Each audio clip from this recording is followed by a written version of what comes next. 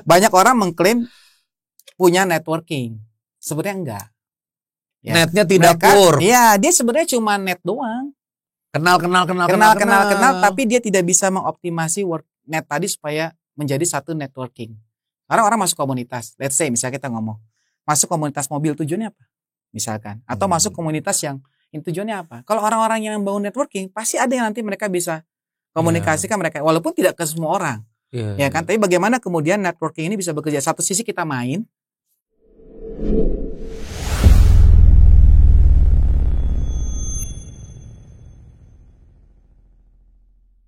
A'udzubillahi minasyaitonirrajim. Bismillahirrahmanirrahim. Assalamualaikum warahmatullahi wabarakatuh. Alhamdulillahirabbil alamin. Kawan-kawan sekalian, terima kasih masih menyimak TLA The Living Ayat Muslim Entrepreneur Podcast. Kali ini saya kedatangan ya sahabat, ya guru, ya teman, wah macam-macam deh. Ini mentor bisnis yang episode 1 di episodenya Kang Deddy Novianto sudah sedikit-sedikit di-spill ya.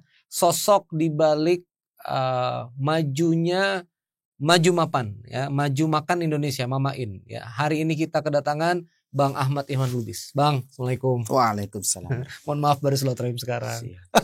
Kita yang mohon maaf. Bang Ihwan Lubis, langsung aja. Ini Masya Allah tabarakallah, dengar kemarin seorang Dedi itu mengalami kemajuan yang luar biasa setelah usahanya Bang Ihwan mentoring dan kemudian chip in gitu. Maka yang saya coba pengen tahu kan sebetulnya bisa aja di mentoring, kan gak harus chip in masuk ke dalam. Iya. Jadi sebenarnya kalau kita bicara waktu itu kan memang kita kan bareng-bareng nih kita semua kan. Iya. Kita ngelanjutin deh apa yang udah dirintis ya kan, sama Kang Randy kan. Lagi. Gitu. Jadi kemudian ada permintaan dari teman-teman. Ya. Kan yang jadi masalah tuh gini, Kang. Kalau kita belajar waktu itu, ya kan. Ini manggilnya bingung nih, manggilnya Kang aja. Jadi kalau kita misalkan kita lihat teman-teman ini sebenarnya kalau informasi materi itu banyak banget. Artinya secara sama mentor sejak kita dibuatin mentor apa materi gratis Bogor apa berdaya semua, apa segala macam materi semua lengkap. Tapi kemudian problemnya kita nemu gitu. Mereka nggak bisa mengaplikasikannya dengan segala macam kendala yang muncul. Ya kan, kendala keterbatasan akses, kemudian juga keterbatasan mereka dalam mengaplikasikan apa ilmu tadi dalam bentuk ide, ya kan, kemudian networking, kemudian yang paling penting lagi experience, jam terbang, gitu, ya kan. Walau bagaimanapun jam terbang kan penting, pengalaman, ya. Apalagi orang bawa pesawat, jam terbang penting banget kan gitu ya. Know-how-nya nggak tahu. Artinya sama sebenarnya membawa kendaraan apapun, kendaraan bisnis semua jam terbang penting, gitu. Akhirnya kemarin kita coba terakhir waktu itu sebenarnya kita punya satu agenda besar untuk seluruhnya, tapi belum sempat kita realisasikan karena sempat kemudian pandemi kan. Nah akhirnya kita bilang di lingkungan kecil kita aja, yuk ada beberapa teman. Ini supaya teman-teman tahu Bogor Berdaya lah ya. Bogor Berdaya kebetulan kita ambil nih cuma teman-teman yang di circle di pengurus nih yang sedikit kecil. Waktu itu kalau nggak salah kita ambil 3 orang atau 5 orang ya, saya lupa detailnya. Akhirnya kita coba develop tuh masing-masing produknya. Nah, setelah kita develop produknya kan kelihatan nih teman-teman nih mana yang bertahan, mana yang continue, mana yang baper, ya gitu kan. Kan semua masing-masing punya proses. Gitu. Tapi kan at the end kita juga kan punya kegiatan kita sendiri masing-masing, ya kan? Gitu. Artinya saya sendiri abang secara dengan pribadi daily cateringnya punya bisnis pribadi, gitu. Artinya keterbatasan waktu tetap ada. Akhirnya kita harus memilih kan. Dari semua ini mana nih yang mau kita iniin. Nah, kayaknya sih si Dedi nih ya kan orangnya tuh kalau kita kasih tahu A kerjain tuh ya kan gitu, B gitu dikerjain gitu samina watona ya dia pokoknya orangnya hard worker dia ya, jadi dia benar-benar bisa mengerjakan yang itu ya, walaupun di belakangnya kalau cerita kemarin ada ngeluh-ngeluhnya dikit ya itu wajar lah ya manusia ya kan gitu ya kan, tapi akhirnya itu yang kita pilih. Nah kemudian kalau kita kembali pertanyaannya kenapa kemudian kita harus chip in, ya kan? Kenapa kita nggak cuma sekedar mentorin? Iya, mentorin aja, lepas jalan gitu kan. Aja. Karena kadang-kadang kalau kita bukan part dari mereka, artinya tidak memiliki. Pertama kitanya mungkin nggak ada rasa memiliki secara pribadinya, ya kan? Sehingga kita ngerasa ya udahlah nothing tulus, dia mau maju mau enggak, bukan concern kita. Iya. Mau dia rugi silakan aja gitu. Nah sebenarnya itu memposisikan diri pribadi bagaimana kita lebih serius aja sih. Itu yang pertama. Kemudian yang kedua, kalau kita chip in gitu ada keterikatan sebenarnya yang terbangun dengan syirkah tadi yang kita ajak tadi gitu ya. Sehingga kemudian lebih mudah kita untuk melihat lebih jauh ke dalam. Ya kan gitu. Baik secara pribadi orangnya, kemudian atau secara detail dari data perusahaannya, kan dia lebih terbuka. Kan nggak semuanya juga mau buka di awal kalau kita mempersilahkan. Ketimbang mentoring di permukaan doang. Iya, di permukaannya aja. Kalau ini kan balance sheet kebuka, profit loss kebuka. Jadi kita tahu semua detailnya itu seperti apa. Sehingga kemudian dari situ baru kita bisa ambil, oke, ini kita mau start dari mana. Ya kan gitu. Nah, waktu itu juga pemikirannya, yaudah kita injek deh, ya kan gitu. Sekian gitu kita masuk dalam perhitungan waktu itu. Bukan pemikirannya bukan balik modal kapan, enggak. Ya kan? Oh, malah gitu, bukan mikir itu ya? Enggak, gitu. Karena kalau kita mikir begitu nanti jadi ngedesek, jadi beban untuk yang mengerjakannya juga. Jadi beban. Yang penting saat itu begini. Kalau kita berpikir tuh kan waktu kita yang paling penting kan gini, kalau kita punya partner, mitra, UMKM let's say. Kebutuhan dia dulu terpenuhi. Supaya dia all out. Ya kan? Supaya dia enggak terganggu sama hal-hal yang sifatnya harian. Bahasanya basic needs dia gitu. Makanya pertama kali yang dibahas itu waktu pas jalan, oke, berapa sih kebutuhan hidup kamu bulanan? Yang kamu ngerasa bukan berlebih ya, nyaman, cukup dan enak untuk bergerak. Oh, disebutlah satu angka sekian. Ambil tuh sebagai gaji. Karena dia operator. Ya, karena dia operator gitu. Nah, kita kan nggak ngambil gaji karena kita bukan operator, kita nggak di dalamnya. Kebijaksanaan gitu. Artinya kita juga dari awal sudah membagi orang yang bekerja dalam perusahaan tentunya punya hak yang berbeda dengan orang yang cuma sekedar chip-in sebagai pemegang saham saja kan gitu kan. Gitu. Nah, itu udah kita kondisikan dari awal. Walaupun usaha ini usaha kecil, tapi kita harus mulai membangun perspektif bagaimana menjalankan usaha ini sebagaimana usaha pada umumnya. Ya kan. Nah, akhirnya kita chip-in. Nah, dari chip-in itu barulah kita mulai jalanin apa yang harus kita buat. Ya kan, dengan segala macam kendalanya. Jadi setelah Abang chip-in masih ngasih arahan kan. Masih. Tapi memang gak ikut kerja sehingga kata Dedi di episode 1. Ikhwan kayaknya kok kayak gak kerja katanya. Karena emang tugasnya kerja tugasnya Dedi. Oh iya, bener. Ini sekalian ngajarin teman-teman TLA juga ya. Namanya juga owner kan. Komisaris ngarahin. Ngarahin. Kan direkturnya Dedi. Yang kerja bagian direksi dia. Yang dapat gaji Dedi. Iya kan? Iya, ente kan gak digaji Wan. Gak dapat gaji. Bener. Ya kan? Masa gak dapat gaji kerja? Kerja yang dapat gaji dong. Ya kan? Gitu. Nanti kalau kita ngambil gaji juga bisa tuh ntar semuanya. Iya. Ini pelajaran penting. Ini banyak yang nonton UMKM. Kita bikin channel UMKM memang. Masya Allah tabarakallah. So berarti kan sebetulnya Mamain Maju ini harusnya bisa jadi pola dong Bang Ikhwan. Maksudnya oke, ada bisnis Bang Ikhwan juga. Jadi misalnya nih ditonton sama teman-teman, wah nih mau deh mentoring sama Bang Ikhwan supaya kemudian dicipin juga, dijagain, dimajuin juga kayak dia. Itu gimana tuh? Ngebuka nggak facility untuk itu gitu? Ya ngebuka, cuma memang itu kan sebenarnya dulu kita mau jalanin sebenarnya untuk teman. Tapi memang kan kita punya keterbatasan. Kita filteringnya sih yang kita perkuat. Kan nggak semua teman-teman juga sabar ya. Gitu. Dengan gaya kamu. Iya. Gitu. Ya kan? Gitu. Kan setiap orang punya style masing-masing. Kalau yang udah kenal tahu gitu kan. Ikhwan Lubis gitu. Lah. Ya kan artinya gaya ininya seperti apa gitu kan. Karena banyak teman-teman yang akhirnya kayak misalnya kemarin kita sempat juga kan di luar Dedi kita coba tapi dia cepat nyerah gitu loh. Ditolak sedikit, 2 kali penolakan dari orang udah langsung mundur. Ini terlalu gitu. Tapi teman-teman yang tetap konsisten, Dedi juga waktu mau masuk ke salah satu perusahaan supply yang kemarin disebutkan tuh Haus, itu juga nggak sekali 2 kali trial and errornya, ditolak berkali-kali karena dia sudah punya spek yang kita harus nyamain, gitu. Ya karena itu kita diskusi, kayaknya ini deh harus dikurangi, kayaknya ini deh coba dibuat ini. Dan nggak baper, gitu, nggak apa-apa, sampai kita ketemu satu ininya gitu. Nah itu juga sebenarnya dari situ kita bisa ngeliat nih karakter orang gimana. Ya kan, emang kata orang bisnis itu kan tidak semudah yang kita pikirkan. Tapi kalau kita mau menjalankannya secara konsisten, ya kan, pasti nggak ada yang sia-sia, gitu. Yang penting jangan mundur gitu loh. Kita belum apa-apa mundur.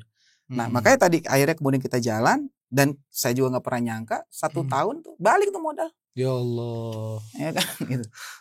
Nah sekarang baru kita mau masuk nih setelah Dedi siap. Nih Dedi kan sebenarnya kan kemarin frozen food ya, gitu frozen food ini apa semua. Kemudian sekarang dia udah lebih siap nih sebagai seorang leader, udah ngalamin banyak masalah nih, dan dia sudah handle itu masalah itu. Kemudian dia udah bisa melihat kendala-kendala apa yang dihadapi. Jadi emang mentoring itu nggak cukup diilmuin aja, dia mesti tenggelam ya. Dia harus tenggelam, dia harus melewati itu semua karena at the end dia pelakunya.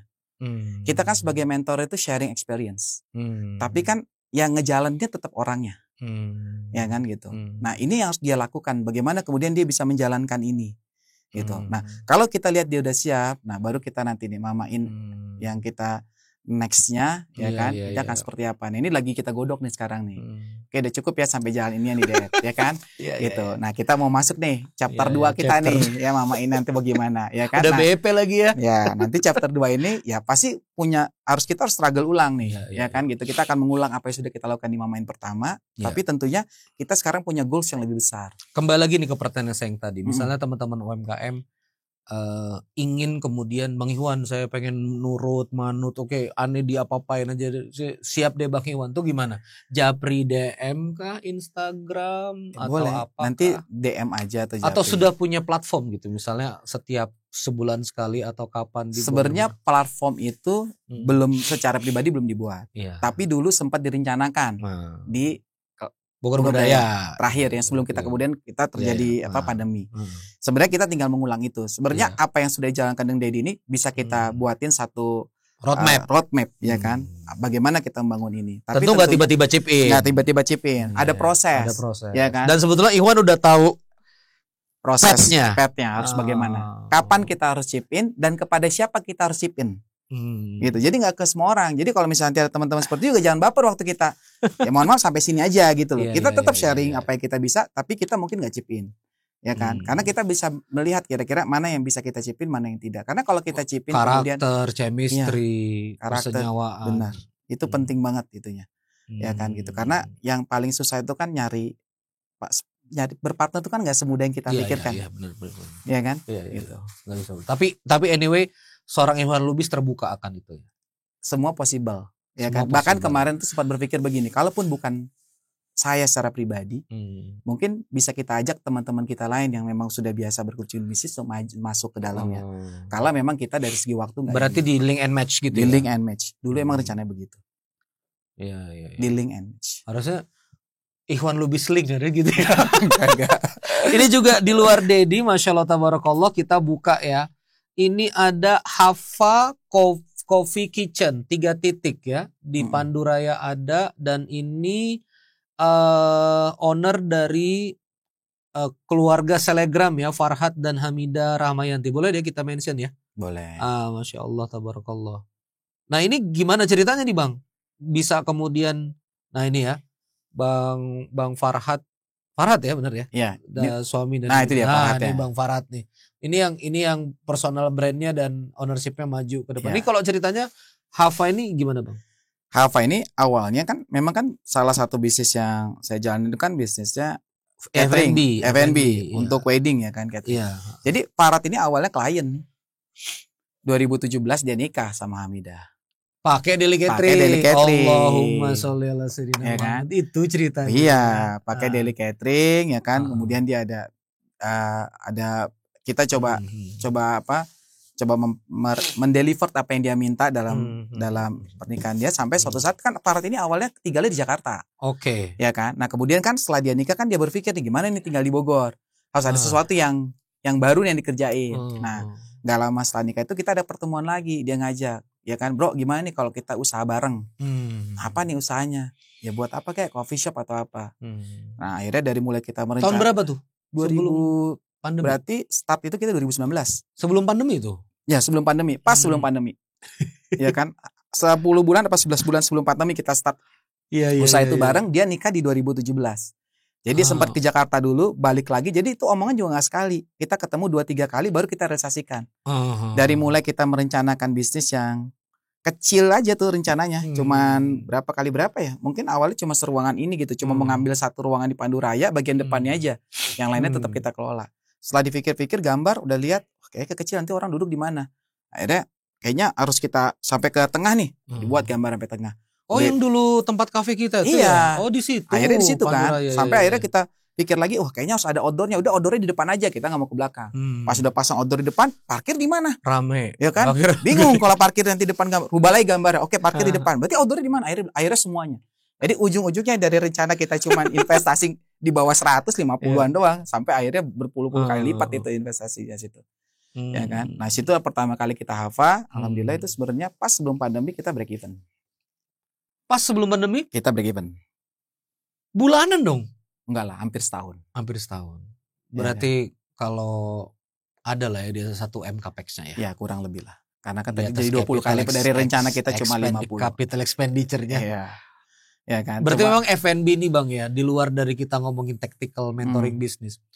Food and beverage ini kalau dapat celahnya, dapat value-nya, karena dia gross margin-nya juga ya di makanan cukup besar, itu potensi gede juga Bang ya. Sebetulnya kalau dapat ruhnya gitu ya. Sebenarnya sih seperti itu. Sebenarnya sih bisnis apapun sih. Karena kan setelah kita kan juga setelah melihat ini semua bisnis punya potensi. Ya bisnis apapun, ya kan. Cuma kadang-kadang kenapa orang nggak bisa melihat potensi itu karena dia belum masuk terlalu jauh udah mundur. Ya kan. Padahal sebenarnya semua bisnis juga kalau digali dengan baik, dijalankan dengan baik dia punya potensi. Termasuk F&B, ya kan. Mau putarannya semanapun, mau yang marginnya kecil dia main jumlah banyak, marginnya besar dia main jumlah sedikit, itu bebas terserah. Tinggal kenyamanan dia mau yang seperti apa, gitu kan. Jadi sebenarnya masing-masing punya pola, ya kan. Tinggal dia mau buat bisnis F&B yang seperti apa. Kalau kita bergerak di F&B, kalau bergerak di bidang lain mau buat seperti apa. Jadi sebenarnya semua bisnis dia punya potensi yang besar. Mundur lagi Bang ke Hafa tadi itu kan tentu dengan Farhat bagi-bagi peran ya. Iya. Misalnya Farhat sama Hamidah dengan IP keberpengaruhan yang luar biasa. Kalau boleh tahu Bang Ikhwan tuh kontribusi di mananya gitu. Nah, selain mungkin chip in juga kan bareng-bareng chip in kan. Jadi kalau kayak Hafa ini memang kita dari awal memang pengen punya usaha bareng. Makanya kenapa chip innya bareng. Iya bareng. Ya kan, chip in bareng, kemudian kita bagi tugas. Karena walau bagaimanapun yang namanya kita ada syirkah kerjasama di dalamnya itu harus clear semuanya, termasuk sampai pembagian tugas kita. Nah jangan sampai overlap karena nanti decision makernya bingung, ya kan. Jadi setiap orang itu kita sepakati boleh kasih masukan. Siapa yang wilayah siapa nih? Wilayah siapa? Misalkan kita bagi tugas nih sama Kang Randy, ya kan. Wilayahnya waktu itu kita bagi tugas sama Farhat pokoknya terkait sama marketing, sales semua ada di dia. Tapi operation, production semua ada di saya. Milih bahan baku. Iya, itu dia nggak ikutan. Jadi dia boleh kasih masukan, bro. Kayaknya ada supplier bagus nih. Gini, boleh. Tapi decision karena wilayahnya abang. Backdoor ya. Jadi decisionnya saya ambil. Begitu juga sebaliknya, misalkan, ini ada kayaknya untuk marketing ini kayak perlu nih kita buat gini. Iya, itu wilayahnya Farhat. Ya, tapi at the end decision di Farhat. Gitu. Jadi kita boleh kasih masukan, tapi kita sepakati yang punya decision siapa. Sehingga kita nggak bentrok sama hal-hal kecil. Dan ini berarti udah jalan 5 tahunan ya. Iya, Akur aman. Buka cabang lagi di Bandung, berkah. Ya Allah. Gitu. Nah makanya kemarin terakhir kenapa Farhat sekarang kita mau buka baru lagi di Bogor satu lagi. Karena dia mau mulai kayaknya bro kita udah saatnya mulai nginjek gas dikit deh katanya. Oh iya siap. Gitu. Karena kan masing-masing sibuk sama urusan kan. Gitu. Ngikut aja. Ya kan, gitu. Tapi bagus ya, maksudnya di Bandung pun alhamdulillah ya. Alhamdulillah bagus. Di Gudang Selatan ya. Walaupun Bandung ini kan sebenarnya persaingan ketat banget ya. Iya. Gitu. Tapi dapat tempat lah. Ya, tapi dapat tempat dan kita dapat market lah. Sorry, terkait dengan misalnya istrinya Farhat, Hamidah Ramayanti dengan gaya influencernya ngaruh nggak? Pastilah ya, atau gimana? Ngaruh terhadap apa nih? Terhadap sales, terhadap penetration, terhadap growth. Jadi, dari awal kan memang kenapa kalau kita lihat dari mulai konsep warna atau apa itu kan pasti ngikutinnya. Kalau itu kita serahkan ke Farhat sama ke Hamidah, ya kan? Karena walau bagaimanapun market itu ngikutin marketnya mereka. Makanya kenapa kalau kayak kopinya Hafa itu, ya kan kita lebih creamy. Karena marketnya memang ke marketnya Hamidah itu kan hijabers, banyak kan perempuan. Gak kita bisa buat bold gitu. Oh sampai kayak gitu ya? Gitu. Jadi Hafa ownernya Hamidah sama Farhat ngikutin marketnya, ngikutin marketnya, karakteristik followersnya gitu. Oh, jadi kalau misalnya saya kira nembak aja, bikin kopi, ini udah ada influencer sikat. Makanya kalau kita lihat aku kamu itu creamy model. Jadi kalau misalkan ada orang datang, kok nggak kayak bold kayak merek sebelah, ya memang bukan market kita. Ya kan gitu. Warnanya pastel, warna kursinya. Bener. Oh, gitu. Jadi emang disesuaikan. Canggih. Kemudian tiba-tiba ada pihaknya ada pasangannya ikut laki-laki pengen bold ya extra shot aja kalau emang mau bold ya kan gitu. Karena emang nggak terlalu banyak kan market kita di situ ya. Kalau emang mau bold banget ya pesen aja V60 udah nggak usah mesennya kopi krim kopi susu kan gitu. Jadi Instagramable, pastel, enak foto-foto, ambil gambar. Pokoknya kalau kayak gitu-gitu itu Farhat. You ya nggak ikutan lah. Pokoknya menunya. Ya, tapi kan menunya kan desain juga. Oh, you tinggal ngikutin ya. Tinggal ngikutin. Bang Ihwan tinggal ngikutin ya. Oh, lu mau cinnamon kayak gini, you mau roll kayak gini, you mau cake seperti ini, tinggal ngikutin. Tinggal ngikutin. Jadi kayak misalkan kayak ini kan kita ada rencana nih mau ngerubah sedikit konsep kita nih di Hafa. Selama ini kita buka di jam 10, kita pengen buka dari pagi. Karena dari pagi kan ada sentuhan yang berbeda nih. Konsep apa yang mau kita buat? Ada breakfast, ya kan? Nah, ini arahnya mau diarahin kemana nih? Nah, kebetulan gayanya di Gudang Selatan itu kan emang warehouse kan. Nah, kayaknya cocok nih warehouse-nya dengan gaya-gaya yang kopi-kopi yang buka pagi dari sekarang. Nah, udah mulai nih. Dia Farad bilang kayaknya di Bogor juga kita buat. Ya udah, kalau emang Hafa Warehouse mau kayak gitu kita buat. Udah mulai nih ininya. Konsepnya mau arah sana, bangunan di sini. Menunya apa nih? Urusan bangunan mau gimana, warna ini pokoknya nggak ikutan. Itu berarti sebetulnya ini pelajaran juga bagi teman-teman, kita tuh mesti ngerti posisi ya. Ya. Ada orang yang memang di kreatif di mana. Ya. Ane kan juga syirkah media nih ya. Benar. Udah tahu. Ane nggak kuat nih ngurusin duit. Ane creativity aja ya udah. Ada yang ngurusin operation tekun gitu, ada yang mikir gila mulu gitu ya. Jadi memang kita masing-masing punya, kita itu kan setiap orang tuh punya kekurangan dan kelebihan masing-masing. Ya jangan fokus sama kekurangannya deh. Fokus aja sama kelebihannya apa, bisa ngisi apa gitu ya. Kekurangannya coba kita sayang sampai lewat masukan aja. Tapi at the end kita harus bisa ngargai juga keputusan teman, walaupun mungkin kita nggak cocok at the end terhadap keputusan yang diambil sama dia. Tapi itulah bersyirkah kan, sama kayak kita berkeluarga, ya kan. Tapi itulah yang kemudian membuat kita bisa lebih solid. Kalau kita udah solid, menumbuhkan apapun lebih mudah. Ya 5 years dengan Farad bersama Hafa ini, ya bukan berarti nggak ada ujian lah ya. Tentu ada kerikil-kerikil, tapi kemudian fundamental kerjasamanya itu dari buka cabang lagi buka cabang. Sebetulnya Farad bisa loh ngomong, gue juga bisa masak sendiri. Itu nggak mentalnya nggak gitu ya. Terus kayak misalnya Ikhwan, kayak gini-gini juga gue bisa, warna-warna kayak gini, gue bisa nembak. Kan sebetulnya bisa, nggak bijak begitu ya. Tapi kemudian ya sebenarnya kan waktu kan yang membuktikan kan. Makanya kenapa banyak orang partnership gak bertahan lama karena ego yang dimainkan. Ya kan? Gini aja gue juga bisa. Kalau kita bicara itu hampir semua orang bisa. Ya kan? Ego dimainkan. Kemudian kita pernah ngalamin pasang surut gak di dalam bisnis kita? Hafa ini pasang surut waktu pandemi, bagaimana pasang surutnya kita? Ya jelas. Ya kan gitu. Hilang, dan kita udah buat ini semua gitu. Nah, dari melalui pasang surut itu kita jadi lebih mengenal partner kita sebenarnya. Ya kan? Bagaimana nih pada saat kita dihadapkan sama konflik di interest misalkan kita bicara uang lah yang suka jadi konflik ya kan. Tapi itu semua kita lewatin gitu loh dengan nyaman. Gitu. Artinya dari situ kita bisa ngeliat cocok nih kita. Karena ada hal-hal tertentu yang memang kita mungkin secara ilmu orang ini lebih hebat dari kita tapi kemudian pada saat kita bersyirkah belum tentu kita dapat chemistry-nya, belum tentu kita cocok gitu. Nah, kesamaan chemistry inilah yang kemudian yang kita bangun. Kemudian kalau kita udah kecocokan, enak, produk mengikut, yang lain ngikut. Bang, kalau boleh nih, abang kan juga sebetulnya sebelum Hafa kan bikin kafe juga, tapi nggak ada cantolan influencer dan seterusnya. Artinya seorang Ikhwan juga menyadari bahwa kehadiran Farhad misalnya di Hafa ini barang itu memang jauh banget dari apa yang dulu abang lakukan gitu. Abang dulu kuat di operation, tapi kemudian secara marketing memang kompetensinya di Farhad gitu, yang abang rasakan atau gimana? Gini, pertama sudah pasti keberadaan mitra kita itu punya peran yang penting, ya kan, gitu. Makanya kenapa mitra itu kan memang yang kita pilih yang memiliki kemampuan di luar kemampuan kita. Bukan yang sama ya. Bukan yang sama, ya kan. Kadang-kadang salah. Gue cocok sama lu nih, kita sama. Itu nggak boleh. Kita punya hobi yang sama. Kita nggak nyari hobi yang sama, ya kan gitu. Tapi kan ini teori ini sebenarnya banyak diketahui banyak orang. Tapi mengaplikasikannya kadang-kadang orang tuh ini apa? Dalam ini lebih kepada pada saat udah berteman tuh susah. Ya udahlah teman ini gitu kan. Gitu. Padahal itu nggak bisa seperti itu gitu. Nah pada saat kita lebih minimal begini. Kalau kita mungkin bisa mengerjain apa yang dilakukan oleh partner kita, tapi hasilnya nggak akan sebaik yang dia kerjakan. Kemudian effort kita, kalaupun mau sebaik itu, effort kita pasti akan jauh lebih besar daripada dia mengerjakannya. Daripada kita mengeluarkan effort yang lebih besar untuk melakukan sesuatu yang bisa dilakukan lebih baik oleh orang lain, mendingan kita fokus sama kegiatan kita sendiri. Ya kan? Bisa sih kita, ini bisa maksimal. Bisa sih kita kerjain, capek aja ya Bang ya. Masalah waktu aja. Masalah waktu. 24 jam. Masalah fokus pikiran juga. Kalau masalah hasil kan gampang. Misalkan kayak gini, kita kerjasama berbagi nih 50-50. Tapi kalau misalkan kita bangun sendiri semuanya, mungkin kita cuma bisa ngurusin 1. Tapi karena kita bersyirkah sama orang, kita bisa ngurusin 10. Ya kan? 10 kalau kita kali setengah kali 10 kita masih dapat 5 kali lipat loh daripada ngurusin 1. Iya. Ya kan gitu. Udah effort kita nggak terlalu besar karena kan kita masing-masing punya usaha kita juga. Farah juga pasti punya usaha yang lain.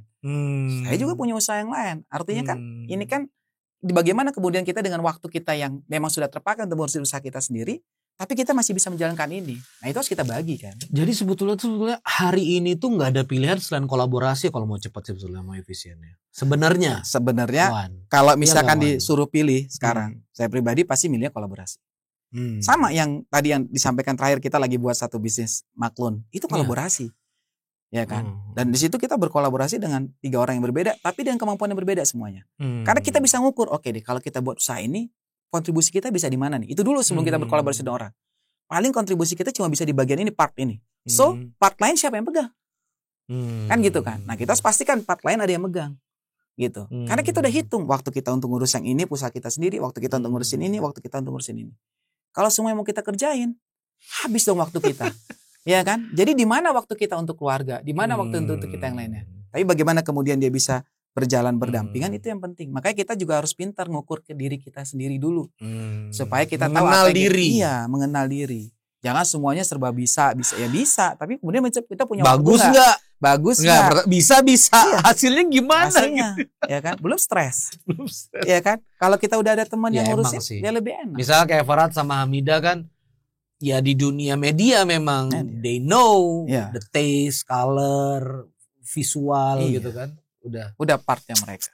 Bang, langsung aja nih, mungkin teman-teman kita bolak-balik kita masuk ke bisnis abang yang dari awal banget, daily catering. Ini teman-teman sekalian ya, bisa dilihat daily catering nih.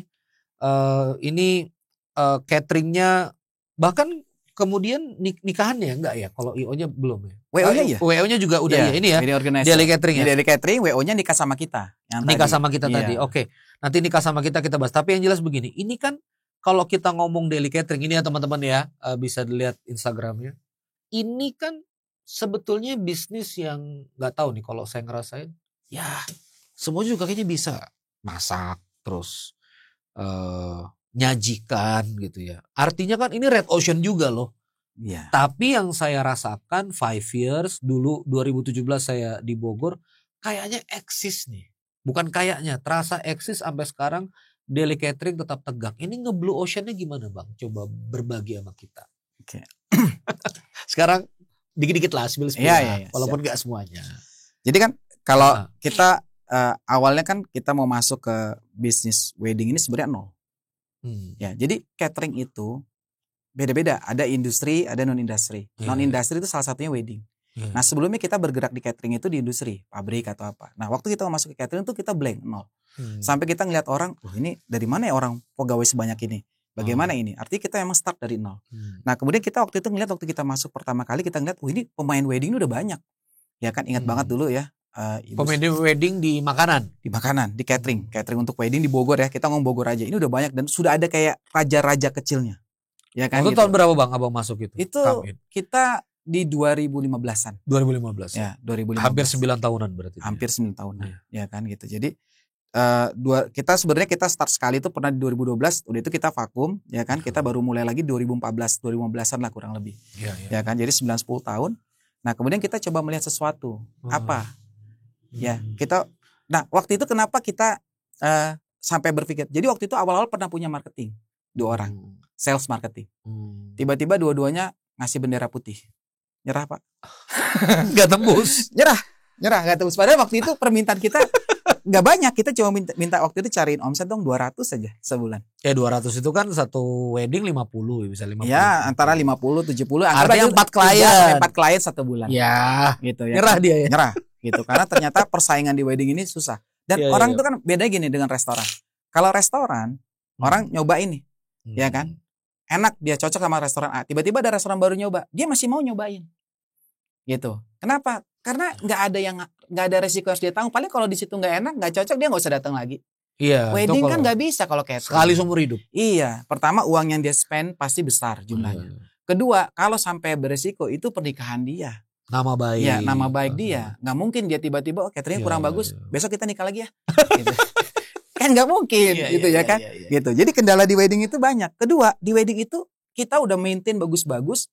Misalkan nih Randy nih udah tertarik sama catering kita, udah oke, ya kan. Tapi kan kita nggak bisa mengharapkan Randy nanti pakai jasa kita lagi. Kan gitu. Jangan dibahas. Gitu. Nah, karena tidak repeat. Ya, nggak ada repeat order di dalam bisnis kita untuk wedding. Farhad nggak repeat ya. Kan gitu, cuma sekali pakai sama Amida udah. Jadi kan artinya kita harus selalu mencari klien baru. Nah, ini kita punya tantangan akhirnya. Oh, market kita harus sesuatu market yang baru terus. Ya kan? Bagaimana cara kita ini susah loh ini. Ini susah baru terus. Ini susah loh, ini susah loh. Ya kan? Kalau orang jual mobil masih bisa jual ke orang yang sama, mobil yang lain gitu kan. Ya, tapi kan wedding tidak seperti itu. Udah sekali customer harus sama seperti itu. Kedua, orang nggak mau coba-coba. Kita ngerasain banget dulu. Di awal kita ngejalanin bisnis ini, kendala kita itu bahkan kita ikut pameran nyoba sekali waktu itu ya. Ya. Alhamdulillah akhirnya datang tetangga kita ya. Sama dengan 2 orang anak ya. 4 orang itu aja makan makanan kita. Lainnya nggak ada yang mau nyentuh makanan kita. Mau vendor di pameran. Di exhibition wedding. Iya, Allah bro. Gratis itu makanan. Iya. Karena kita dianggap baru, nggak worth it untuk nyoba makanan kita. Sampai seperti itu. Sadis ya. Mulainya sadis. Saingan seperti itu. Ya, lalu kenapa nih kok bisa ke crack nih? Oke. Nah, singkat cerita, jalan kita ditinggal. Bendera putih. Ya kan. Akhirnya waktu itu ngomong sama istri, "Dak, kayaknya harus turun sendiri deh. Pengen lihat apa sih sebenarnya masalahnya." Ini kunci yang salah satu kunci yang penting. Di dalam bisnis kita harus tahu benar apa yang menjadi masalah kita. Jadi orang selalu bicara SWOT gitu, tapi waktu dia bicara mengaplikasikan SWOT itu dalam bisnisnya seperti apa? Ya kan? Benar nggak itu dijalanin? Nah, kita nggak perlu pakai istilah yang terlalu canggih-canggih, tapi sebenarnya apa yang kita lakukan? Nah, waktu itu sederhana, yang kita cuma pengen tahu apa sih sebenarnya yang dijual sama teman-teman ini di luar. Kenapa kok sampai tim sales kita menyerah? Ya kan? Kita lihatlah kemudian, apa sih yang kemudian orang buat? Orang buat wedding itu rata-rata dulu itu wedding itu pakai kain semuanya. Fokusnya ke makanan. Ya kan? Oke. Kemudian nama-nama mereka ini memang sudah dibangun bertahun-tahun. Ya tadi kita susah ngegesernya karena udah di top of mind orang tuh udah muncul gitu. Nah, akhirnya kalau kita mau ngegeser ini, kita udah tahu nih apa yang kita harus punya sesuatu yang berbeda. Ya mungkin teman-teman tahu bahasanya diferensiasi, ya kan? Gitu. Nah, tapi mesti terjun dulu biar kita tahu. Kalau kita nggak terjun, kita nggak tahu diferensiasinya mau diferensiasi seperti apa yang bisa memberikan impact. Karena diferensiasi ini harus kita pastikan memang dibutuhkan oleh kliennya. Nah, saat itu kebetulan lagi mulai banyak yang namanya nikah itu outdoor. Nah, ya kan? Menarik. Nikah itu outdoor. Kita lihat apa yang bisa membedakan kita sama ini. Kemudian kita lihat outdoor itu kan bisa sore bisa malam. Ya kan? Kalau kelemahan kita coba lihat kelemahan. Kalau ada acara wedding begini, lightingnya kayaknya kurang nih untuk di wedding. Kemudian kayaknya propertinya kalau kain kayak gitu outdoor ya, kayaknya kok kayak kurang dapat gitu ya. Jadi kotor, kena lumpur, segala macam. Akhirnya kita kepikiran saat itu, waktu itu saya dibantu teman untuk diskusi, kita ada teman diskusi juga. Nah, ini perlunya juga teman diskusi. Kebetulan dia orang dekor, kita diskusi teman diskusi. Kemudian dia bilang, "Coba kita main di kayu." Dia kasih referensi kayu-kayu. Kemudian kita mulai berpikir, gimana ya? Akhirnya muncullah ide rustic. Rustic itu jadi kita mau buat meja dari kayu. Kayu itu sebut orang rustic. Akhirnya kita ngedesain bagaimana ya kemudian kita mau buat meja kayu. Problem yang kedua, kalau kita acara kita kan di pindah-pindah tempat kan. Nggak rusak. Pertama nggak rusak, kedua bawanya harus gampang. Kalau kita bawa meja kayak gitu, puyeng kita. Mau berapa mobil? Akhirnya kita harus mikir bagaimana membangun yang sifatnya assembly, knockdown assembly. Akhirnya kita mau uji coba. Buat dulu satu. Udah berhasil buat satu, baru kita kirim ke tempat. Biasa waktu cari yang ini yang gak terlalu mahal, di mana ada tempat jual kayu-kayu Belanda, jati Belanda, Madura itu minta buatin sama dia. Ya kan kita buat. Akhirnya disitulah kita punya konsep plastik. Nah, kemudian bagaimana kita ngangkatnya? Kita ngangkatin waktu itu di media sosial. Bagaimana ini supaya kita bisa blow up cepat media sosial. Nah, makanya waktu itu kita bergerak. Nah, media sosial kalau kita mau melakukan istilahnya percepatan, kita butuh tersebar cepat. Ya, makanya kenapa waktu itu kita akhirnya membangun satu positioning. Ya kan, bagaimana supaya catering kita tematik. Ya makanya kenapa rustic tadi tematik yang belum pernah orang pakai sebelumnya. Jadi di tema kayu. Di tema kayu. Tapi tematik. Langsung outdoor. Ini daily catering untuk outdoor. Awal-awal datang itu ya. Ya buat kita outdoor, tapi kan sebenarnya outdoor juga bisa kita pakai. Nah, buat kita di situ penetrasi. Kemudian bagaimana cepat? Ya kan tadilah kita ada influencer, ini kita ajak. Nah, akhirnya di awal-awal orang tahu kita itu kayak catering wedding untuk para influencer. Karena banyak tuh di awal-awal tuh yang kita buat itu. Nah, dan cepat ini. Nah, akhirnya terbentuklah satu semi endorse lah ya. Ya, akhirnya terbentuklah satu mindset di dalam pikiran orang. Oh, kalau mau yang kekinian, ya kan? yang kemudian berbeda dari yang lain, ya kan? Ada temanya, ya kan? Nah, ini coba daily catering. Nah, disitulah kita terbangun. Ya kan, terbangun, kemudian kita maintain terus sampai sekarang. Akhirnya at the end yang kita harus maintain apa? Tetap makanan.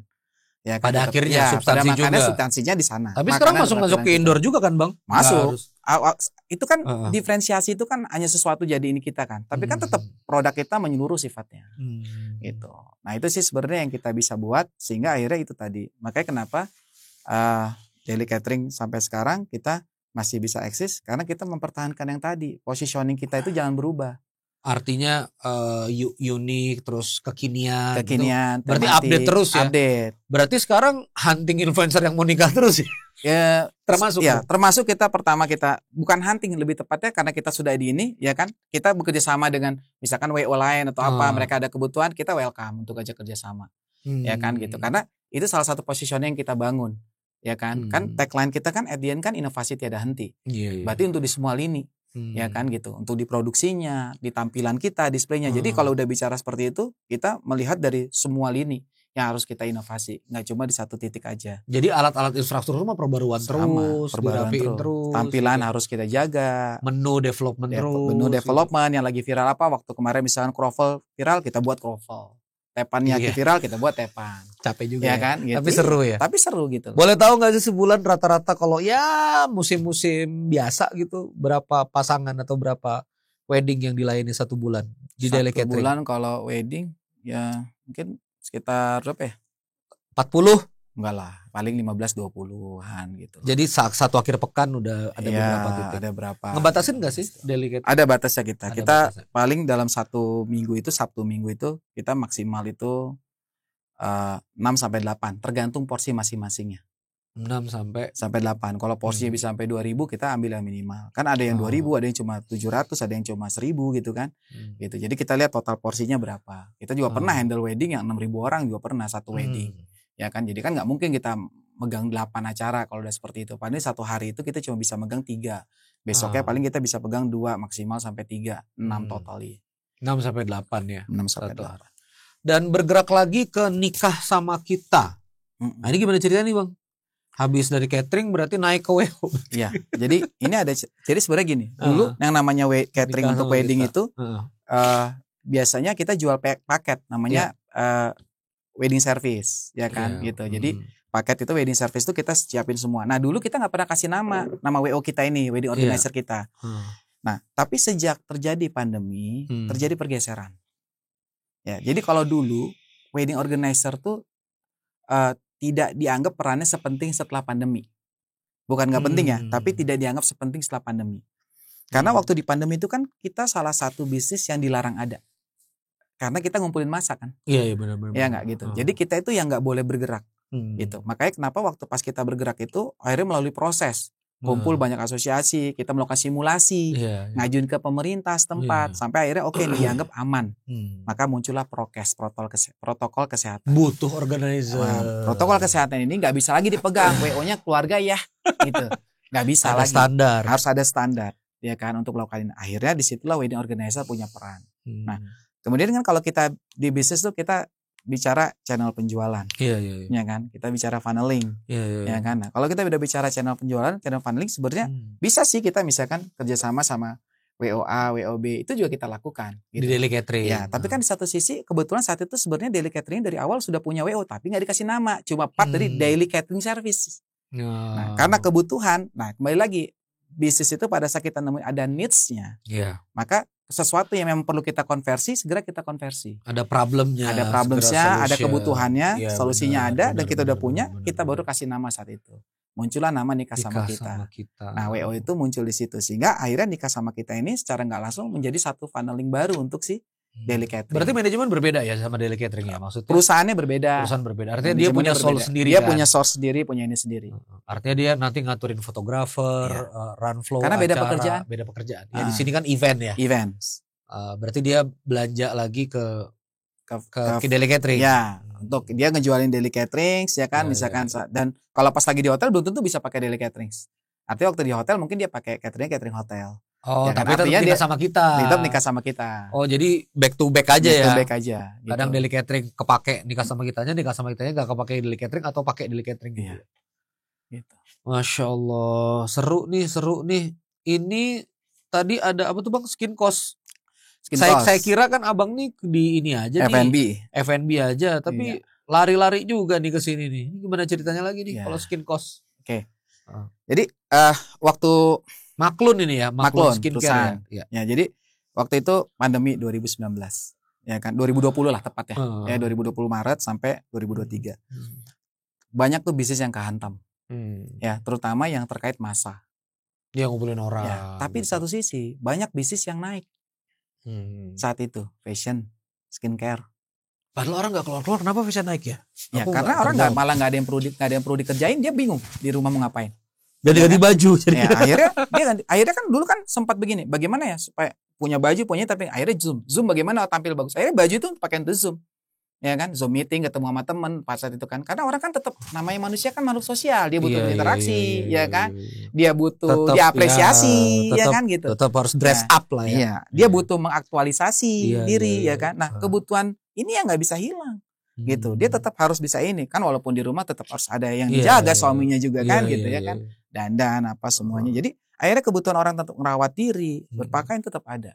Akhirnya di situ mulai berpikir, kayaknya bagus juga ya kalau punya bisnis satu saat yang sifat bisnisnya bertolak belakang dari bisnis yang ada saat ini. Sehingga once tiba-tiba ini ada kendala, ini kita masih bisa survive dengan yang ada di sini. Ya kan? Karena ada bisnis, ada kendala-kendala yang bisa kita overcome sendiri. Ya kan? Tapi ada kendala-kendala yang kita nggak punya power di sana. Misalkan kayak kejadian kemarin pandemi, kita nggak punya power, itu kebijakan pemerintah semua. Ya kan gitu. Harus pivot. Ya pivot. Akhirnya kita ada kebetulan kita ketemu peluang. Ini ternyata Allah bukakan jalan, ada peluang, ada teman, ya kan. Teman ini punya teman baik, udah lama di bidang R&D, 25 tahun, ya kan. Orangnya memang pintar. Kita duduk ketemu, dia ngajakin, bro, nih ada teman nih gini-gini mau ngajakin gini-gini, gimana? Tempatnya di mana? Nah, kebetulan teman punya tempat. Ya boleh nih kita ini. Nah, mulai dari pembicaraan itu. Akhirnya terbangunlah usaha ini Skin Cost untuk perusahaan Maklun tadi di skincare. Lagi-lagi kolaborasi ya. Kolaborasi. Ngobrol ya.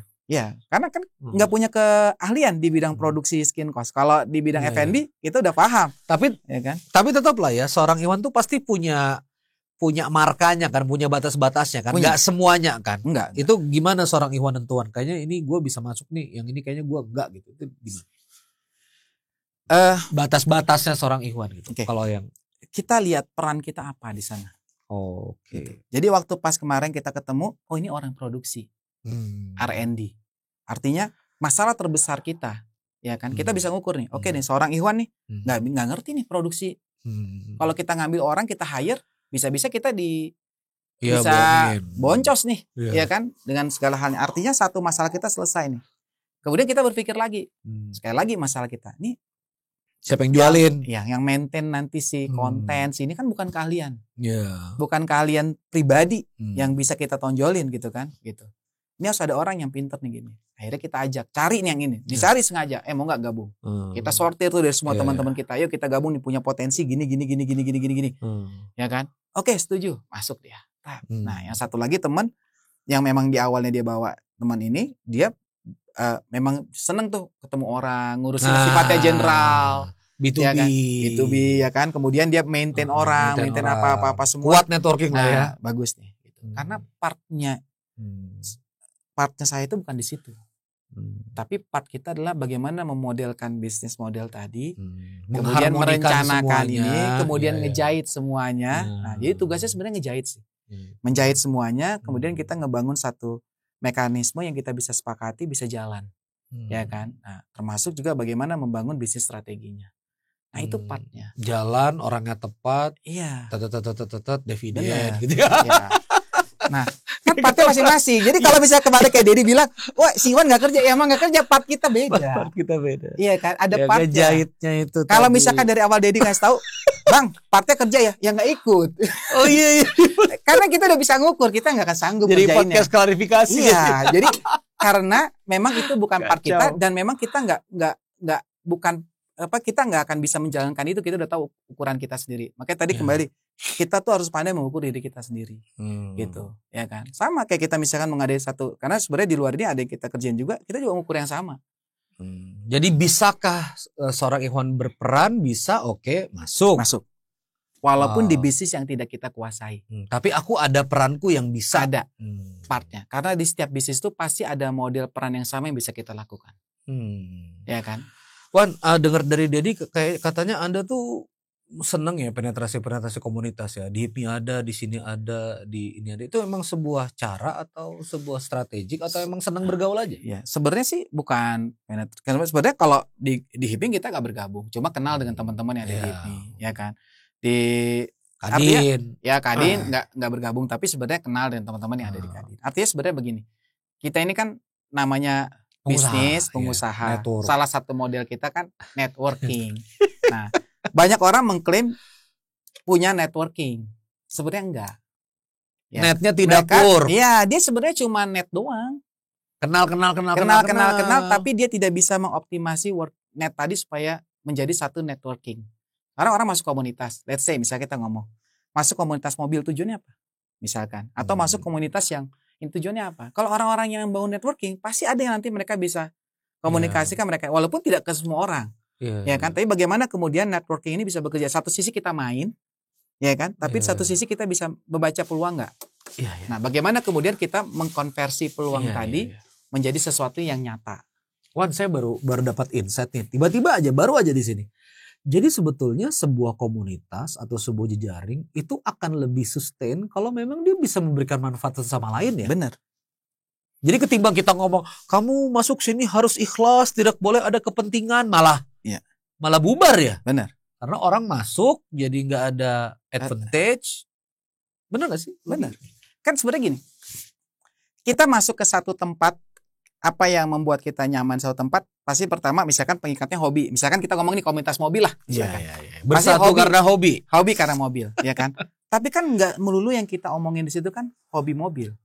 Ya, at the end kan kita tahu latar belakang dari setiap orang itu apa, ya kan? Nah, latar belakang itu cukup kita tahu. Nah, suatu saat tiba-tiba ada peluang yang kita lihat, kayaknya teman kita yang ini bisa nih, yuk duduk bareng. Tapi tadi yang kita harus jaga, networking itu yang paling harus benar-benar kita perhatikan adalah menjaganya. Menjaganya itu adalah trust orang. Jadi jangan pernah menawarkan satu kerjasama bisnis ke orang yang over promise, ya kan? Yang kita nggak bisa delivery, atau bahkan kita ngebohongin teman kita, gitu. Nah, tapi kalau once kita proven, mulai dari yang kecil aja, proven sekali, proven 2 kali, gitu ya. Nah, orang akan terbangun tuh trust. Nah, kalau sudah trust, nah enak tuh mau ngebangun apapun. Jadi ntar 2 arah, bahkan dia membawa peluangnya bukan kita lagi. Gitu ya. Nah kemampuan menjahit itu penting sih. Jadi sebetulnya kalau versinya Ikhwan, dan ini saya jadi terbuka nih, masuk komunitas dengan kepentingan yang tanda petik ya memang saling value creation, membangun sebuah nilai. Kan dengan sama Farhad tadi kan, Farhad happy, terus teman Anda tadi pabrik juga happy, Dedi juga happy, sebetulnya oke-oke aja kan, asal sama-sama happy kan. Ya walaupun yang namanya bisnis tetap ada kendala kan gitu. Ya artinya kan orang kadang-kadang kan kita harus bedain ini. Ya, banyak orang yang berpikir, wah ngapain sih masuk komunitas ini gitu, kayaknya flexing. Sebenarnya bukan flexing. Kalau flexing networking, itu kan, tapi networking, gitu ya. Sama-sama Harley Davidson community. Berarti yang bisa beli motor semiliar 300 juta 400 juta, segmen tertentu. Benar. Ngumpul, ngemotoran, kenal. Benar. Sebenarnya kan modalnya masing-masing udah ada. Ya kan. Yang jelas kalau kita ada di klubnya Mercy atau klubnya Harley atau apa, minimal modal secara kapitalnya ada. Dan kemudian masing-masing punya keahlian. Ya kan. Kalau tadi konsep kita adalah membangun sinergi, kolaborasi, ini fokus sama keahliannya aja. Gitu. Tapi tentunya nggak semudah itu. Semua butuh waktu. Tapi kan kalau nggak mulai dibangun networking, kapan mau kita bangun? Jadi ini insight juga nih, banyak net yang tidak works. Banyak net yang tidak works gitu. Jadi biasa. Kembali lagi deh, Wan, pengen ngobrol-ngobrol tentang UMKM. Kalau ini di sesi akhir kan, kita pengen gali. Kalau di sesi akhir ini banyak yang nonton teman-teman UMKM. Apa sih sebetulnya yang teman-teman UMKM itu harus underline gitu di kehidupan mereka gitu. Artinya seorang Ikhwan tuh mau pesan kepada teman-teman UMKM itu di titik apanya? Seperjalanan seorang Ikhwan nge-mentoring banyak UMKM gitu. Maksudnya frekuensi masalah-masalah yang hadir, terus entah karakter, entah apa yang menurut Bang Ikhwan ini tuh UMKM mesti tahu tuh, menurut saya. Nah itu apa tuh? Ya pertama begini, ya sebenarnya tidak ada. Kalau kita kadang-kadang pertama ya, kalau kita melihat segala sesuatu itu ya, jangan fokus dulu sama produk, ya kan. Kalau kita membangun satu usaha, ya kan. Banyak ya kalau misalnya kita ngomong misalkan Dedi Mamain ya, itu produk susah loh di pasarnya. Roti Mariam ya. Kalau orang makan pempek seminggu 3 kali masih oke. Makan roti Mariam? Iya. Ya. Bukan daily. Bukan daily, iya. Makan sehari-hari. Ya? Makan ini artinya kalau produk yang seperti itu aja bisa jalan, ya kan. Harusnya produk lain bisa jalan. Cuma kadang-kadang teman-teman tuh gampang nyerah. Ya selalu rumput tetangga itu lebih hijau. Kayaknya enggak scalable nih. Works nih. Kayaknya harus gini, ya kan gitu. Terlalu banyak berteori. Sebenarnya setiap usaha itu punya peluangnya masing-masing. Itu dulu disadari, difahamin, ya kan gitu. Nah, kemudian yang kedua, ilmunya harus ada. Ya kan, teman-teman kalau berubah, ilmunya tetap penting harus ada. Tapi yang ketiga, yang lebih penting lagi, bagaimana kita mengimplementasikan ilmu tadi. Nah, kalau kita nggak sanggup sendiri, cari orang. Ya kan gitu loh. Jadi kalau nggak mesti harus semuanya itu sendiri. Rendah hati lah ya. Ya gitu. Jadi nggak mesti harus semuanya itu sendiri, nggak mesti semuanya sendiri. Cari orang. Dan apapun yang kita lakukan, yang kita harus tahu, kita pahami semua itu semua bentuk ikhtiar. Ya kan. Nah, karena saya pribadi sebenarnya nggak tiba-tiba ada di sini. Jadi gini, gua dulu tuh gini. Iya. Ada titik balik sebenarnya. Sebenarnya kalau cerita di belakang itu banyak titik balik, ya kan. Jadi waktu itu pernah sakit cukup lama setahun. Itu titik balik pertama. Waktu COVID Bukan itu kurang lebih sekitar 10 tahun lebih yang lalu lah. Gitu kan. Itu jadi satu titik balik pertama. Yang kedua, waktu itu tuh ibu tuh sering ngomong, ngasih contoh gitu ya. Wan tuh, bagus tuh perusahaan ini. Sedekahnya 10% dari omset. Ya kan. Dulu apa jawabannya? Jawabannya gini, Mah, kalau kita sedekah itu harus untung, Mah. Kalau nggak apa yang mau kita sedekahkan. Itu ingat banget tuh gue sampai sekarang. Ya kan gitu.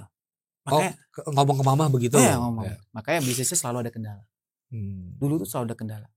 Semua sebenarnya di balik cerita itu tuh ada pernah usaha tambang, pernah ini apa. Jadi at the end itu di ujungnya itu kendala. Padahal semua udah mulus nih. Sumber dana apa-apa udah dapat semua. Tahu-tahu di sini kendala. Tahu-tahu di sini kendala. Tahu-tahu di sini kendala. Sampai tadi ada cerita tadi, ya kan? Mungkin nggak bisa diceritain sekarang karena panjang ceritanya. Tapi kemudian kita dapat satu pelajaran. Ya kan? Sampai waktu pas sakit itu kita mulai belajar, mulai lihat apa-apa. Kemudian kita berpikir, ya. Kalau kita nunggu berhasil baru sedekah, kapan sedekahnya? Ya kan? Makanya akhirnya kalau kita lihat itu kan di Al-Fatir itu ayat 29 kan? Ya, Al-Fatir 29. Tijarah dan tabu. Ya. Allah kan sampaikan ya. Orang-orang yang membiasakan dirinya untuk membaca Al-Quran, kemudian orang yang menegakkan sholat, mengerjakan sholat, kemudian orang yang menafkahkan, kata Allah. Sebagian dari rezeki yang Allah anugerahkan. Itu Allah klaim loh. Sebagian rezeki yang Allah anugerahkan. Bukan yang kita dapatkan. Dari apa yang dia dikasih. Jadi bukan apa yang kita peroleh. Jadi sebenarnya apapun yang kita miliki sebenarnya itu Allah anugerahkan. Ya kan? Kita itu tugasnya cuma memberikan sebagian dari apa yang Allah anugerahkan. Kadang kita merasa itu bukan Allah anugerahkan, tapi kita yang nyari.